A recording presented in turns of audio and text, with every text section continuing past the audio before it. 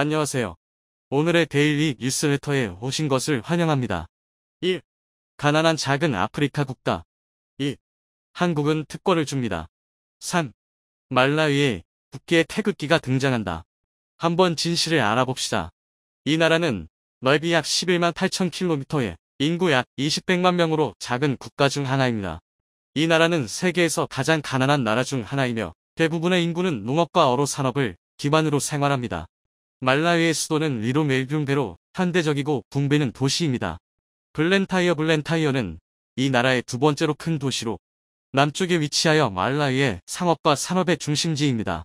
아프리카 중남부에 위치한 소국 말라위에서 국기의 태극 문양을 넣겠다는 계획이 발표되면서 큰 화제가 되고 있습니다.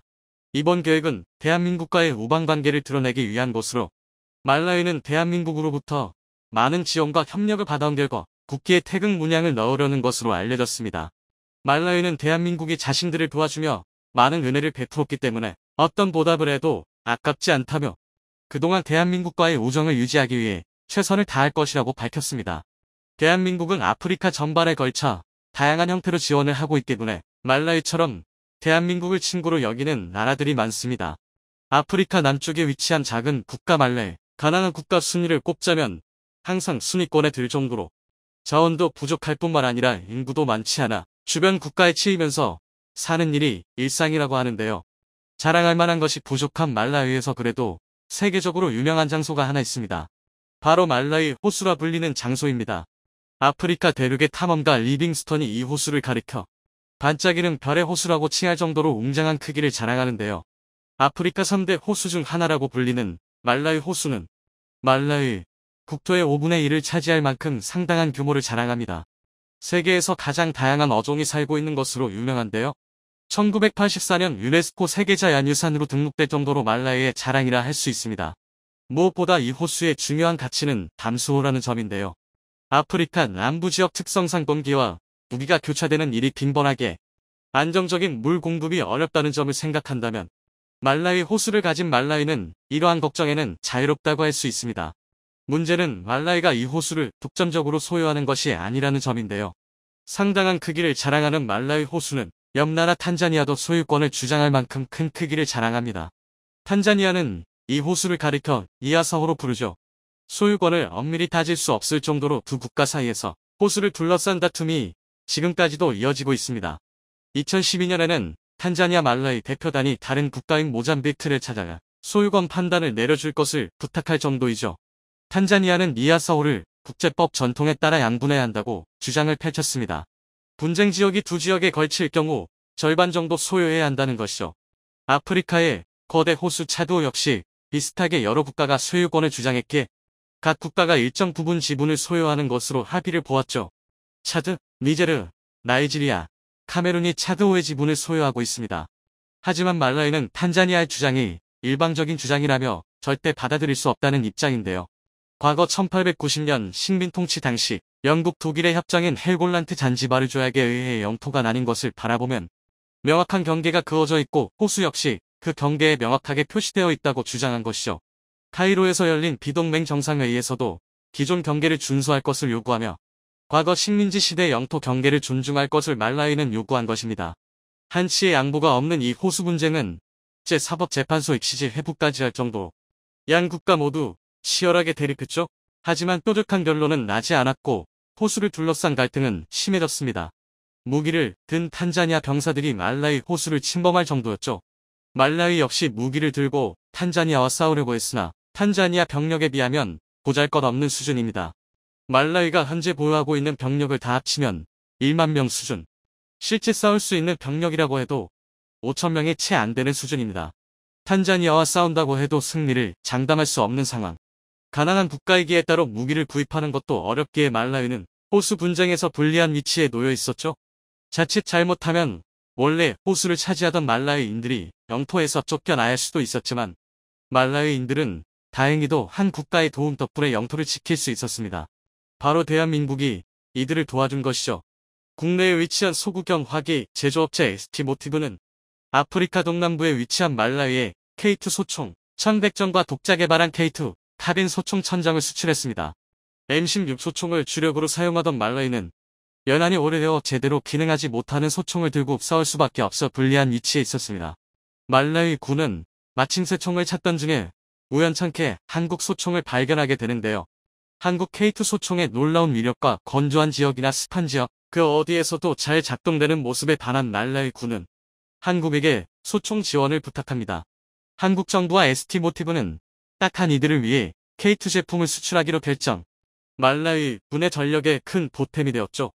이미 아프리카 지역에는 한국 총기를 사용한 국가들이 상당히 있었습니다. 나이지리아는 물론이고 세네갈에서도 한국 소총을 사용하는 이들이 있었으며 서방 세계의 총기와 비교해도 전혀 모자라지 않는 화력에 옳은 내구성을 갖추고 있어 험한 지형인 아프리카에 최적화된 총기라는 평가를 들었죠. 말라위도 다른 아프리카 국가와 마찬가지로 한국 총기를 갖추게 되면서 전력에 큰 보탬이 되었습니다. 심지어 한국은 K2 총기만 수출하는 것이 아니라 레이저 표적지 시기를 비롯 피카티니 레일과 조준경 등 액세서리까지 같이 지원해 주었죠. 이뿐만 아니라 특수전 교관을 비롯한 총기 사용자를 파견, 이들의 전투 훈련까지 한국에서 도와주겠다고 나선 것입니다. 말라위는 한국의 도움에 깜짝 놀랄 수밖에 없었는데요. 무언가 도와준 일이 없었음에도 불구하고 한국의 친절에 감동을 한 것이죠. UN 평화유지군 PKO로 활동하면서 아프리카 곳곳의 기지 건설은 물론이고 인프라 구축에도 도움을 준 한국인들은 과거 한국이 6.25 전쟁 직후 고통받는 기억을 가지고 있기에 예전 아무것도 없던 과거 모습을 말라위인에게서 발견한 것입니다. 감정이입을 하게 된 한국은 말라위인에게 친절을 베푼 것이죠. 덕분에 탄자니아와의 싸움에서 무기 우위를 확보할 수 있게 된 말라위는 영토 분쟁에서 지금도 밀리지 않고 싸울 수 있게 되었다고 합니다. 말라위 대통령인 라자루스 차케라 대통령은 한국의 도움에 감사를 보내며 한국을 위해 말라위는 도움을 아끼지 않겠다고 말했는데요. 그는 한국이 보여준 놀라운 성취는 분명 본받을 만한 일이라 언급. 말라위도 한국을 따라가고자 국기에 태극 문양을 넣겠다고 선언한 것입니다. 한국이 해준 것에 비하면 이 정도는 약과라고 말한 그는 한국 덕분에 나라를 지킬 수 있었다며 감사의 인사를 전했습니다. 한국은 말라위에게 무기 지원만이 아니라 인도적인 지원도 아끼지 않았는데요. 특히 민간 부문에서 말라위를 위해 헌신적인 지원을 한 일이 많았습니다.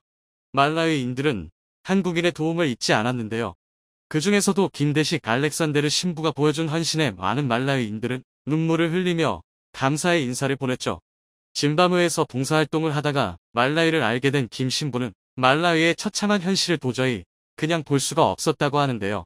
그는 치료가 필요한 아이들에게 의료 서비스를 제공하는 한편 진짜 급한 의료적 도움이 필요한 아이들을 한국에 데리고 가 한국 의료 서비스를 받을 수 있게 물심양면 도와주었습니다.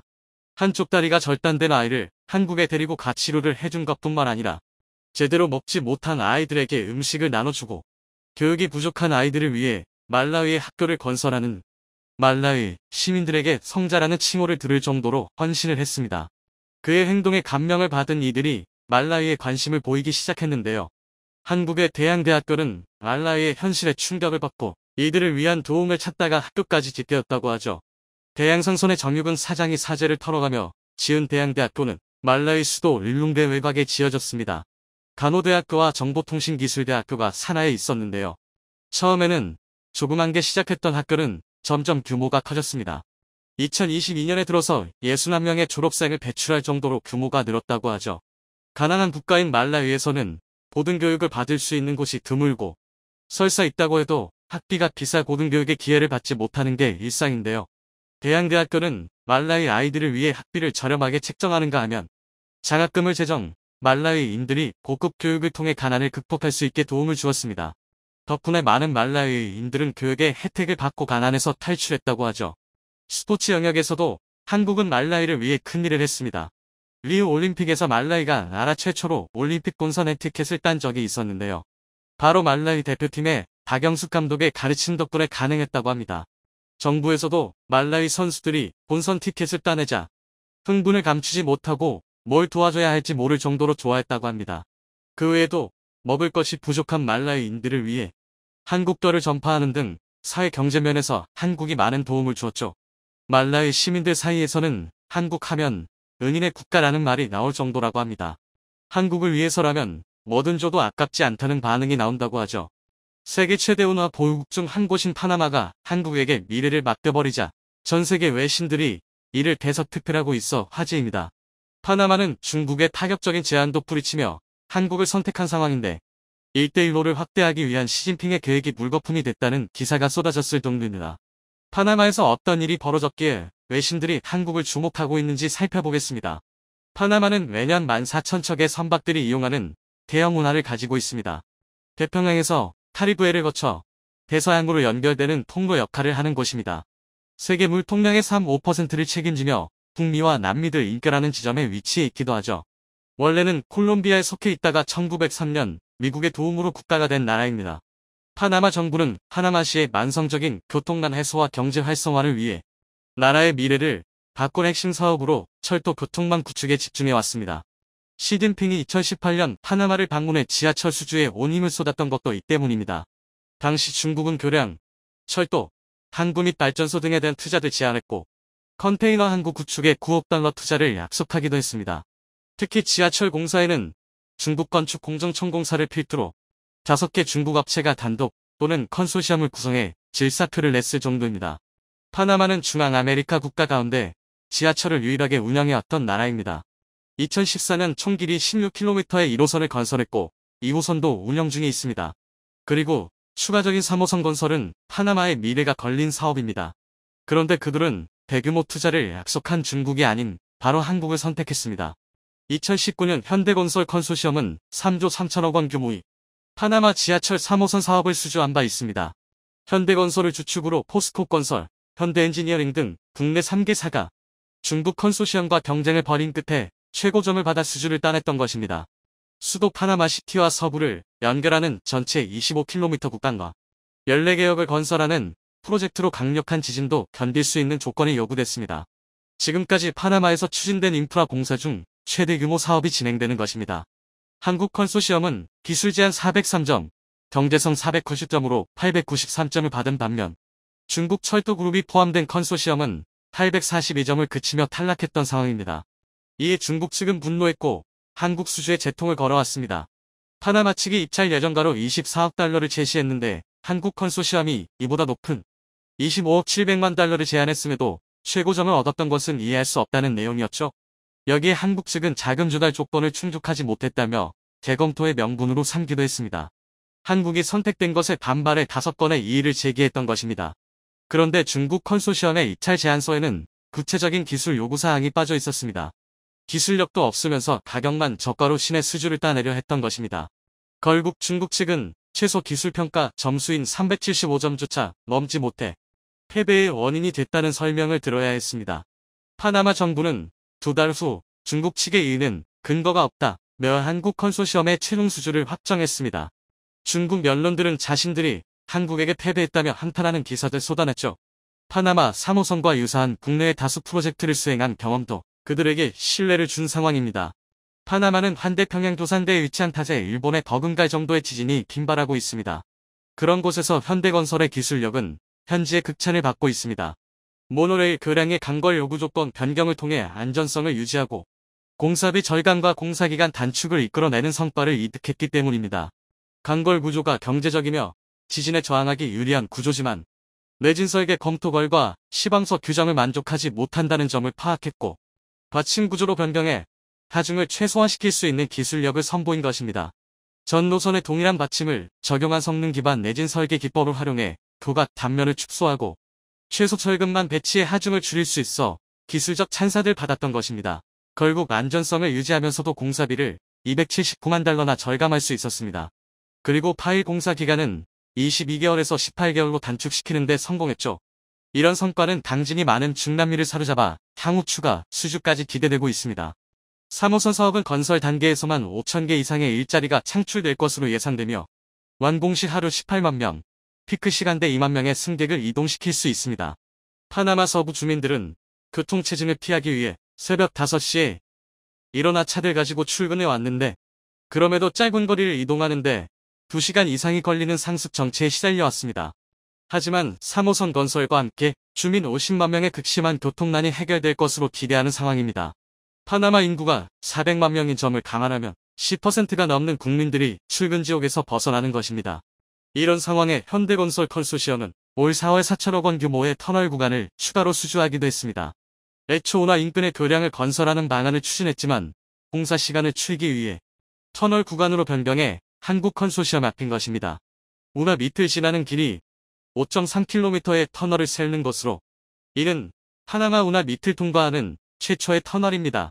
파나마 메트로 청장은 지하 터널이 사업 위험을 낮추고 시간을 절약하는 최고의 방법이라는 설명을 했습니다. 특히 국가 핵심 산업인 파나마 운하가 터널로 인해 이상이 생길 수 있다는 우려가 있었지만 그들은 지진 등의 강점이 있는 현대건설의 기술력을 믿고 수주를 맡겼다는 설명입니다. 현지 보도에 따르면 해당 터널 사업은 일본 쪽에서도 큰 관심을 보였던 것으로 확인되고 있습니다. 당시 모태기 외무상은 파나마 운하의 두 번째 사용자인 일본이 터널 등이 포함된 지하철 프로젝트를 제공하길 원한다고 제안했던 것으로 나타났습니다. 사실 철도 사업 자금 상당 부분을 일본국제협력기구 지카가 장기 차관 형식으로 제공해 일본 측은 파나마가 자신들에게도 발주할 것이라 기대한 면도 있었다는 설명입니다. 하지만 결국 한국이 수주했고 일본은 부러움의 치를 떨어야 했습니다. 터널은 해수면보다 64m 아래에 위치해 있으며 2023년 착공이 될 예정입니다. 파나마 언론들은 터널을 한국에 맡겼다며 만족감을 드러내고 있는 상황입니다. 파나마는 운하를 통해 연간 20억 불 이상의 통행료 수익을 얻고 있습니다. 그런데 지진 다발 지역에 그 지하 터널을 한국이 건설한다는 것은 국가의 미래를 맡긴 것과도 같은 행동이라는 평가입니다. 터널이 잘못되거나 지진이 나서 무너질 경우 파나마뿐 아니라 세계 물류에 막대한 영향을 줄 수 있기 때문입니다. 게다가 중국식이 문제로 삼았던 금융 부분에서도 놀라운 평가가 이어지고 있습니다. 현대건설이 추진한 파나마 메트로 3호선 금융협정이 TXF 글로벌 2022에서 올해의 밀로 선정된 것입니다. 백익스 트레이드 익스포트 파이넌스는 2013년 런던에 설립된 금융종합 미디어로 매년 전 세계 금융시장에서 이뤄진 최고의 거래 10개를 부문별로 선정해 발표해왔습니다. 이는 지난 2월 미국 라틴 파이낸스지가 선정한 올해의 딜수상에 이은 두 번째 경사입니다. 현대건설 컨소시엄은 지난해 6월 27억 달러 규모의 중장기 금융약정을 체결했고 글로벌 급으로 회사와 협력관계를 구축해 경쟁사보다 유리한 금융안을 제출했기에 최고의 딜 평가를 받고 있는 상황입니다. 파나마는 사업비 25억 달러 규모의 5선 건설 프로젝트에도 시동을 걸고 있습니다. 12km 길이의 14개 역을 조성하는 사업을 계획 중인 것입니다. 그런데 여기에도 한국 도화 엔지니어링이 참여해 예비 타당성 조사를 진행하고 있습니다. 도화는 파나마 3호선 설계에도 참여했기에 향후 한국 측의 수주가 기대된다는 분석입니다. 그런데 파나마가 미래를 맡긴 곳은 현대건설뿐만이 아니었습니다. 포스코 건설은 지난해 12월 파나마 최대 발전소를 6,500억 원에 수주하기도 했습니다. 신규 복합화력발전소와 LNG 터미널 중설 공사를 따낸 것인데 이는 기존에 건설했던 발전소가 엄청난 호평을 들었기에 성과로 이어졌다는 설명입니다. 포스코 건설은 2016년 EPC 턴키 방식으로 LNG 프로젝트를 수주한 바 있습니다. 계획은 차질 없이 진행됐고 합공 후 27개월 만에 공사를 완료해냈습니다. 중남미에서 진행한 가스복합 발전 프로젝트 중 최단 기간 기록을 세웠던 것입니다. 파나마 콜론 프로젝트는 380메가와트 규모의 복합화력 발전소와 18만 세제곱미터 용량의 LNG 터미널을 건설한 사업입니다. 코르티소 대통령은 준공식에 참석해 해당 프로젝트가 경제성장을 주도하며 중남미 에너지 시장의 허브로 자리매김하게 되는 기념비적 프로젝트가 됐다고 치하하기도 했습니다. 현재 포스코가 건설한 발전소는 파나마 총발전량의 23%를 생산하고 있는 상황입니다. 인근 산업단지와 30만 가구에 안정적으로 전력을 공급하고 있습니다. 이를 바탕으로 최근에 640메가와트 규모의 파나마 가툰 복합발전소와 콜론 LNG 터미널 증설 공사를 수주했던 것이죠. 결국 파나마는 국가 에너지 산업의 상당 부분을 한국에 맡기고 있는 상황입니다. 포스코 건설은 현지인을 대상으로 한국 문화를 전파하는 데도 힘쓰고 있습니다. K-팝 노래와 댄스 등 한국 문화를 배울 수 있는 기회까지 제공하고 있는 중입니다. 그리고 삼성에 있어서도 파나마는 상당히 의미 있는 지역으로 평가받고 있습니다. 지난달 13일 이재용 부회장이 파나마 법인을 찾은 것도 이런 중요성 때문입니다. 이재용 부회장은 중남미 지역 법인장 회의를 가졌고 사업 현황 및 전략을 점검하기도 했습니다. 그리고 파나마 대통령을 만나 협력을 다짐했죠. 파나마는 삼성TV가 세계 1위로 올라갈 수 있게 발판 역할을 했던 상징성이 있습니다. 삼성전자가 컬러TV 개발에 성공한 것은 1976년이었습니다. 당시 해외 수출을 모색했는데 선뜻 낯선 회사 제품을 받아주는 바이어는 없었죠. 그런데 첫 수출 대상국은 뜻밖에도 중미의 파나마였습니다. 세계 최대 규모인 미국 시장에 앞서 파마나들 테스트 마켓으로 삼았고 현지 판매상에게 독점권을 부여해주는 등 최선을 다해 설득해 기회를 잡았던 것입니다. 파나마 전원과 방송 시스템이 미국과 같다는 점도 이런 선택을 했던 배경입니다. 1차로 컨테이너 1개분에 해당하는 250대를 파나마에 수출했는데 그 과정 속에서 다양한 문제를 찾아낼 수 있었습니다. 그렇게 삼성TV는 열흘 만에 매진됐고 곧 미국 시장에 진출했죠. 현재 삼성TV 시장 점유율은 31%까지 올라섰는데 파나마에서 진행했던 테스트를 발판 삼아 17년 연속 세계 1위를 할 수 있었던 것입니다. 파나마 현지 법인은 삼성전자에 있어서도 해외 첫 지점입니다. 삼성은 내년 파나마에서 열리는 로봇올림픽의 후원사 역할도 맡고 있습니다. 파나마의 미래 세대를 지원하는 일에 삼성이 앞장서고 있는 것입니다. 이에 파나마 대통령은 삼성이 파나마에서 무슨 사업을 하든 환영한다는 뜻을 밝혔죠. 현재 미국의 금리 인상으로 신흥국들에 몰렸던 자본들이 다시 미국으로 흡수되면서 많은 우려가 나오고 있습니다. 그런데 유럽의 현지 상황은 이런 경제 위기가 의미 없이 느껴질 정도로 군사적인 위기가 고조되고 있는데요. 서방 세계의 우크라이나 지원 속에 궁지에 몰린 러시아는 벨라루스와 이란 등 레드팀 동맹을 끌어들이며 전 세계를 혼돈의 소용돌이 속에 넣고 있습니다. 10월 17일 현재 러시아의 육군과 공군이 실시간으로 벨라루스에 도착하면서 벨라루스 주둔 러시아군은 9,000명 수준으로 증가해버린 상황인데요.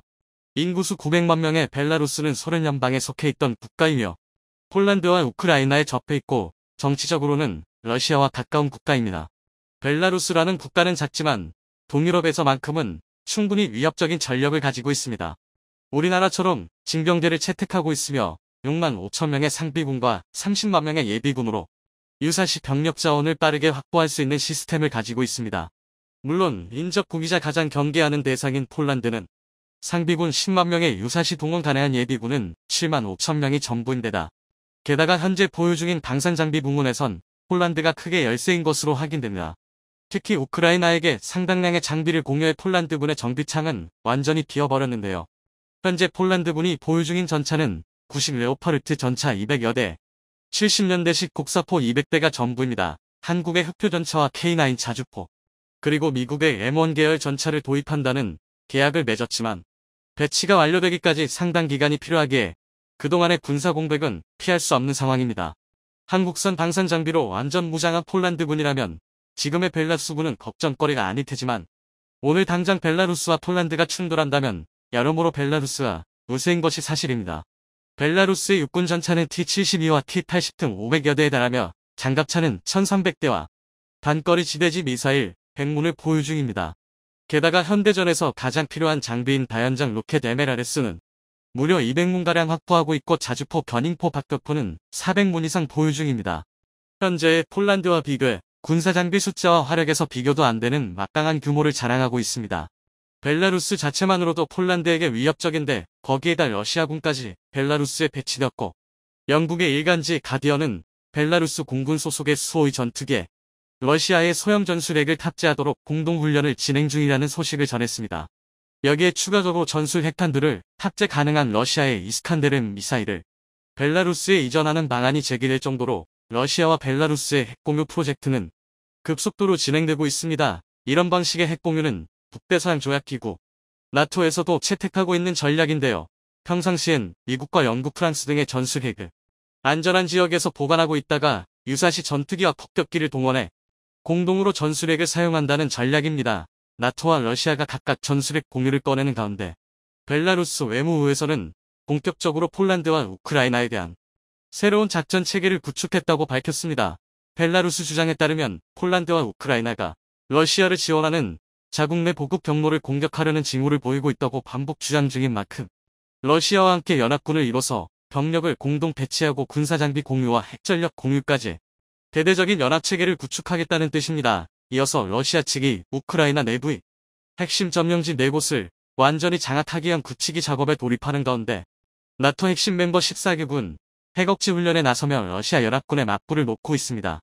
스테드 패스트 눈이라 불리는 핵억지 훈련에 미국의 B-52 장거리 폭격기와 대륙간 탄도미사일 대응체계가 가동되고 있는데요. 여기에 미국과 유럽연합은 러시아를 향해 직접적인 경고의 메시지를 던지고 있습니다. 아주 작은 소형 전술핵이라도 사용할 경우 러시아군을 전멸시키겠다며 개전 이래 가장 강력한 어조로 경고했는데요. 이렇게 러시아라는 공동의 위험 요소 앞에서 유럽나 결속과 동맹은 더욱 탄탄해지는 것처럼 보이지만 한 가지 변수가 생기고 있습니다. 최근 폴란드와 독일의 2차 대전 배상과 관련해 상상 이상으로 갈등이 커지고 있다는 것인데요. 2017년 폴란드의 집권 여당에선 수백 명의 관련 전문가들로 구성된 2차 대전 피해배상위원회를 신설했고, 독일의 침공으로 인해 폴란드가 입은 피해에 대해 구체적인 조사를 진행한 결과 5년이 지난 지금 결론이 나왔다는 것입니다. 폴란드 집권 여당의 카친스키 대표는 1939년부터 1945년까지 나치 독일로부터 입은 피해는 폴란드 국민 600만 명의 인적 자원 손실과 산업 기반 시설, 그리고 역사적 영토 손실 등 8천억 유로, 우리 돈 1100조 원에 달한다고 밝혔습니다. 여기에 마테우슈 폴란드 총리는 단순히 물적인 피해는 물론이고 현재까지 폴란드고 소련에 합병돼도 원인을 제공한 쪽은 독일이라며 이는 돈으로 가치를 매길 수 없지만 1750조 원의 배상이 필요하다고 주장했습니다. 그런데 독일 측은 폴란드의 이런 주장에 이미 과거의 얘기가 끝난 문제라는 입장입니다. 독일의 외교부 대변인 측은 이미 폴란드는 소련의 영향권에 있던 1953년 당시 소련과 동독의 배상 면제 협정에 따라 동독으로부터 배상받을 권리를 포기했다고 주장했습니다. 하지만 폴란드의 입장은 다른데요. 독일의 침공으로 인해 국력이 약해졌고 그로 인해 소련에게 합병되었기에 제대로 된 주권 행사를 못했다는 것입니다. 게다가 독일은 영국과 프랑스 등 선진국들에겐 전후 배상 협정을 맺어 배상한 전례가 있고 1990년 동독과 서독의 동일 과정에서 폴란드에게 일부 배상을 했으며 관련된 영토까지 이양하는 등 문제를 해결하기 위해 최선을 다했다는 입장입니다. 폴란드 입장에서는 전역이 독일로부터 배상을 받았지만 자신들은 제외되자 굉장히 억울할 수밖에 없는데요. 안제이 드다 폴란드 대통령 역시 독일로부터 돌이킬 수 없는 손해를 입었고 그때의 영향이 현재까지 이어지고 있다며 독일은 폴란드에게 1조 3천억 유로, 우리 돈 1750조 원을 배상하라는 입장을 다시 한번 공식적으로 밝혔습니다. 폴란드의 독일에 대한 배상금 청구는 잠재적으로 유럽이 분열하게 되는 원인이 될 수 있다는 관측이 나오는데요. 폴란드의 1년 국가 예산은 150조 원 수준인 것을 감안하면 이번에 독일에 요청한 배상금은 12년치 국가 예산에 해당합니다. 특히 독일과 폴란드는 인접해 있는 국가이기에 최근 폴란드가 독일제 무기 구매를 취소하고 한국과 미국산 장비를 끌어모은다는 점에서 독일 역시 긴장할 수밖에 없는데요. 지금은 러시아를 향하고 있는 것처럼 보이는 폴란드의 군사장비가 배상금을 주지 않는다는 이유로 언제든 독일 자신을 향해 올지 모르기 때문입니다. 이 밖에도 군사적으로 힘을 기른 폴란드는 독일을 압박하기 위해 새로운 정치적 태도를 보일 수 있습니다. 한 가지 예를 들면 같은 나토 형국인 터키처럼 러시아와 협력하는 분위기를 만들면 폴란드와 국경을 맞댄 독일과 유럽은 큰 혼란에 빠질 수밖에 없다는 것인데요. 물론 폴란드와 러시아는 극과 극의 관계라 이런 일이 일어날 가능성이 매우 희박하지만 독일과 유럽을 압박해 전후 배상금 확보라는 결과를 이뤄내기 위해선 이런 식의 선택 또한 할 수 있는 가능성이 있습니다. 폴란드가 전후 83년 만에 이런 결론을 내린 이유가 있습니다. 폴란드는 에너지 자원 강국도 아니고 이렇다 할 제조업 기술력도 없으며 오로지 인적 자원밖에 없는 국가입니다. 게다가 유럽과 러시아 사이에서 오랜 기간 불이익을 받아왔던 역사가 있는데 그렇다고 국방력도 강하지 않다는 것이죠. 폴란드가 역사적으로 이런 불이익을 받았던 근본적인 원인은 바로 국방력의 부재로 지목되고 있으며 이번 우크라이나 상황을 통해 공격적인 국방력 증가를 이뤄내려는 상황입니다. 특히 1년 국방 예산이 20조 원 수준인데 최근 도입한 K2 우표 전차와 K9 자주포만 해도 20조 원을 훌쩍 뛰어넘습니다. 거기에 FA-50 경공격기와 천무까지 합하면 이번 폴란드가 한국산 방산무기에 지출하는 금액은 최대 40조 원에 육박할 것으로 예상되는데요. 한국으로서는 방산 수출 역사상 최대 규모의 잭팟에 막대한 이익을 보는 것이지만 폴란드 입장에서는 평화가 지속되었다면 지출하지 않아도 되는 상당히 아쉬운 비용이 된다는 것입니다. 러시아 우크라이나 상황이 아니었다면 이렇게까지 방산 장비에 지출하지 않고 자국 경제에 적극적으로 투자하여 제조업과 과학기술의 발전을 이뤄내 전반적인 국민속을 끌어올릴 수 있는 경제적인 투자들 할 수도 있었지만 어쩔 수 없이 국방비에 투자하는 것입니다. 물론 지금 같은 혼란기에 국방력 강화에 소홀하면 폴란드의 역사가 증명하듯이 또다시 커다란 대가를 치르겠지만 폴란드의 1인당 GDP는 1만 5천 달러 수준으로 이제 4만 달러를 향해 가는 한국에 비해 절반에도 못 미치는 숫자이며 독일에 비해서는 3분의 1 수준으로 폴란드는 독일에 비해 경제적으로 뒤처져 있습니다.